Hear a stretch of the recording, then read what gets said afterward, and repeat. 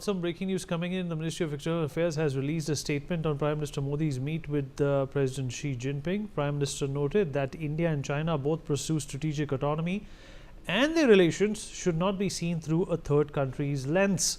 The two leaders deemed it necessary to expand common ground on bilateral, regional and global issues and challenges like terrorism and fair trade in multilateral platforms as well.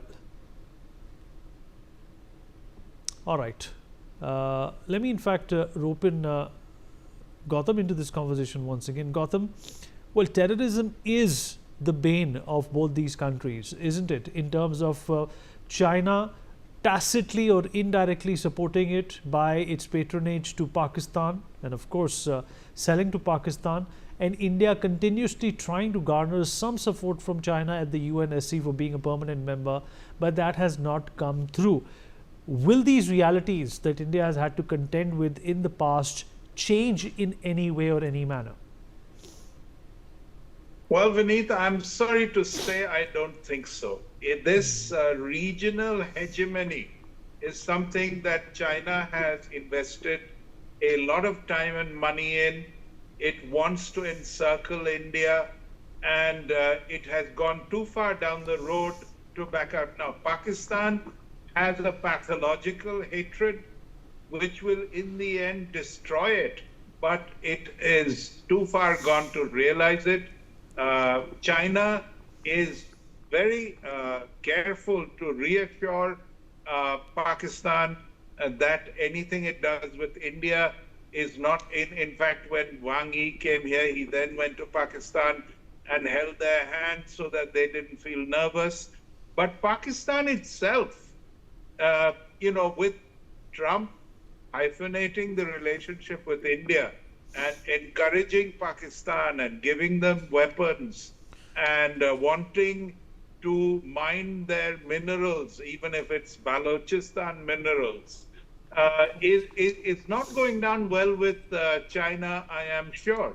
So it will not be, all systems go. But the temptation of using Pakistan, as they do North Korea, as a force multiplier is not going to go away. It is a long-standing policy issue with China, and perhaps only long-term regime change, domestic issues that will be very hard to ignore in China could bring about a change. But the entire top leadership of the CCP is dominated by the armed forces, and it's a very tough situation. It's a raison d'etre matter. Just as Pakistan has to be hostile to India in order for the army to dominate and make hay, it's the same in China. So I don't see anything over there. But the good part about it is that it acts as a catalyst for India to become stronger as a military power. We are now moving at the best pace we've ever done on these matters. And I think, in a way, there will be further conflicts with Pakistan backed by China, even if there's peace and tranquility on the Chinese LAC. And it only will give us greater experience on how to deal with all of them put together, including Bangladesh, including, well, I don't see Nepal as a military power, but certainly as a conduit. All right. Penny. Fair enough. More details emerging from the readout of the meeting between President Xi Jinping and Prime Minister Modi. The two leaders have agreed to build on the momentum with resumption of tourist visa facilities and the Mansarovar Yatra to strengthen people-to-people ties by resuming direct flights and expanding visa facilities. They also agreed on the necessity to expand bilateral trade and investment ties. We'll continue talking about this with our guest. Joining us on the show is Dr. Sandeep Tripathi, International Affairs expert. He's with me in the studio. Professor Rohan Gunaratna, International Affairs expert, is also joining us from Singapore. Pathikrit Pine, geopolitical expert, also with us on the show. And Mr. Akash Jindal and Gautam Mukherjee continue to be with us throughout the next half an hour as well. All right, Pathikrit, let me come to you. the essence of this meeting, which was to be 40 minutes long, extended up to 60 minutes, is obviously a positive implication. Dr. S.J. Shankar, not there in this meeting because of health reasons. He had to opt out. What has been your reading of the body language, as well as the inculcation of this entire fiasco that we're having with the Americans in light of the SCO Pathakrit? Vineet, am I audible? Yeah.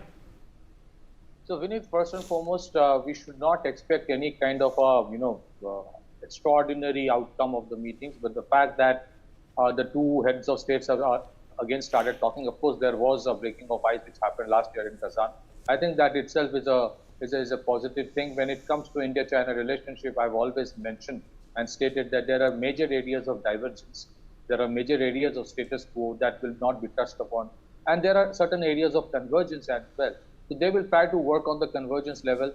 I do believe that a lot of people have apprehension as to whether it will lead to India going a little sluggish on its borders. Absolutely not, because if you look at the deployments in the borders, they remain as it is.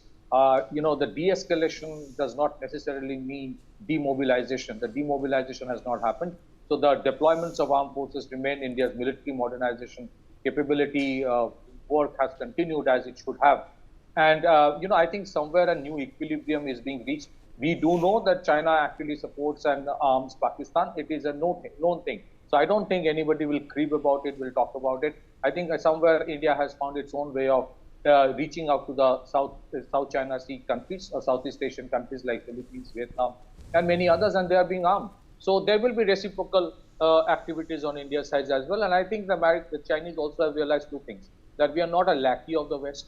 At the same time, we are not a pushover through which you can you do creeping acquisition or salami slicing. So yes, I think in non-sensitive sectors, when it comes to renewable energy, consumer durables, electronics, manufacturing with technology transfer and not just assembly. If you look at the recent vote by the NITI Aayog, they have advocated for 24% investments in each companies by the Chinese, so I think somewhere India will try to push in the stated objective that, look, India's growth, India pushing towards Atmanirbhar Bharat, India pushing towards creating its own manufacturing hub, trying to revive manufacturing, is not mutually exclusive to China. It doesn't mean that India's rise would mean China's fall.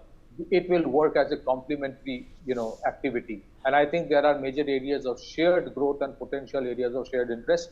I'm sure there are elements in China which do not want this to happen. But I think you mentioned it rightly, Vineet. In spite of all the challenges, if you look at all the SCO members who are coming, the one thing that acts as a glue is the bullying tactics of the West, and especially of the United States. I think even today, United States is very important to us. They are a strategic partner. There are major areas in which we are collaborating with them. We trust them in many areas. Even the LCA Tejas is going to have a G engine for the next 97 after the first 83 or the first 123 if you include the Tejas Mk1 in it.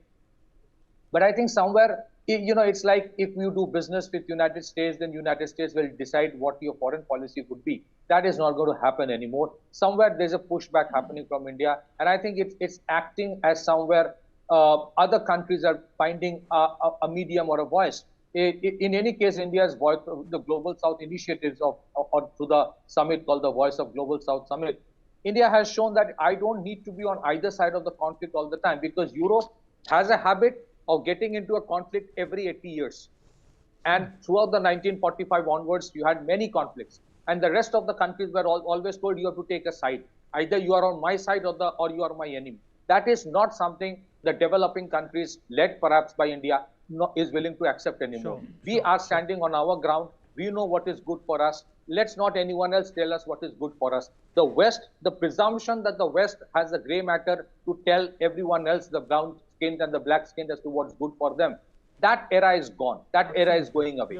Does that mean that we are going to stop relationship with the West and it's all hunky-dory with China? No. We are in a middle of a geopolitical flux. You would see a lot of realignment happening, even while the existing friendship might remain as they are. So while we have these overtures towards China and vice versa, it doesn't mean that United States is a gone story. United States is too important a country to be ignored, or the West is too important, an entity to be ignored. But the West has to understand one thing: If we require the West for technology or the market, the West also needs us for market and other things. That symbiotic relationship realization was never there in the West. I think hopefully it will come. If it doesn't come, the pivot to Asia theory has been going on for quite some time. In spite of all the differences, you see major Asian countries coming together. And one can say that if the European countries for hundreds of years fighting with each other, cutting each other's throat and fighting for the colonies in Africa and Asia, if they can come together and